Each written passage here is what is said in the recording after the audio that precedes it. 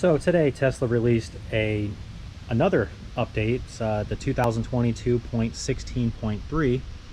Let's dive in and see what this one consists of. So the first one right off the bat is been on there for the last couple updates, I do believe, but it's the autopilot's maximum speed. They rose it to 85 up from 80. Now that is nice, especially if you're interstate driving, but I personally never used it autopilot on the interstate.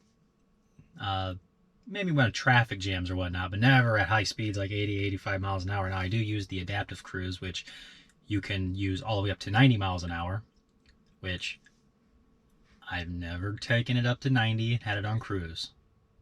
But yeah, you can. It's just the autopilot, so they sped that up 5 miles per hour. This next update's available for all Tesla models. It's automatic supercharging rerouting.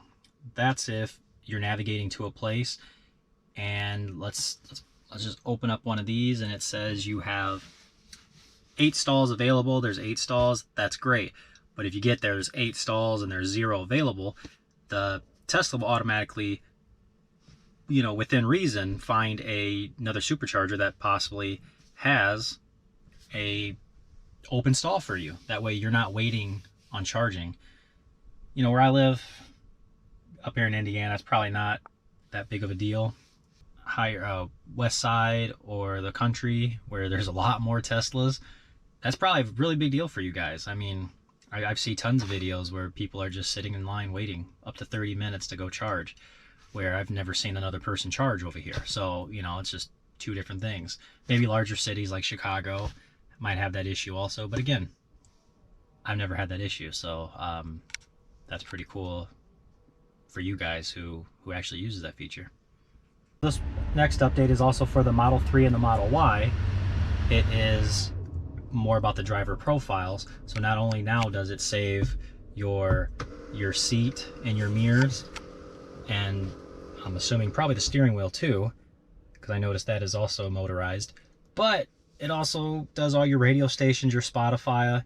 So that's pretty cool. So now if your partner or whatever gets in, they don't have to worry about listening to your music. Now across all models, the energy prediction for your route has been improved by incorporating forecasted crosswind, headwind, humidity, and ambient temperature when using online navigation. Mine doesn't have this issue.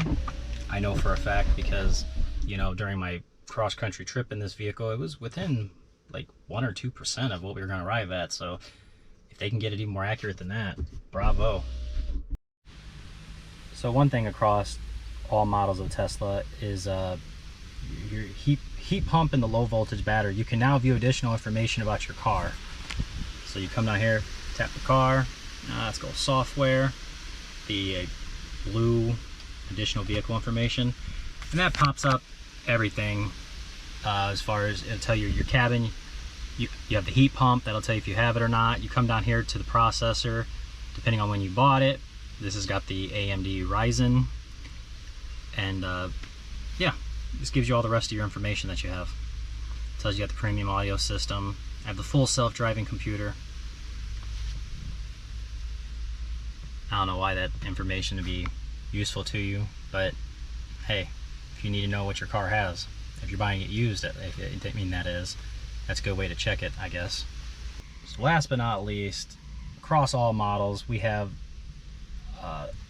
updated visuals on the screen when you're driving. So it applies when you're on the street, you're in drive, it'll start showing you the vehicles there and around you. This includes more detailed vehicle models that have doors, windows, glass roofs, and wheels. Pretty much it's giving you a little peek of the full self-driving beta, but it does not include anything else that the full self-driving, the testing shows you as far as what the car is looking for while you're driving. So it's predicting other vehicles and stop signs and red lights. So it'll still pop up on your screen, just your car will not stop. So be sure if you're in autopilot, you stop. So it's time to get that update. Two ways to do it. You can just use your screen, hit install now, or if you're not even by your car, you can come down on there, get your software update. Now it's going to tell you it's going to take 25 minutes, and you will not be able to drive your vehicle or use the touchscreen display or car alarm. So I'm going to roll my windows up just in case if it rains. I don't know if that shuts that off, and hit yes. Then on your phone and the car to give you a nice little 2-minute warning. And that's how you update it.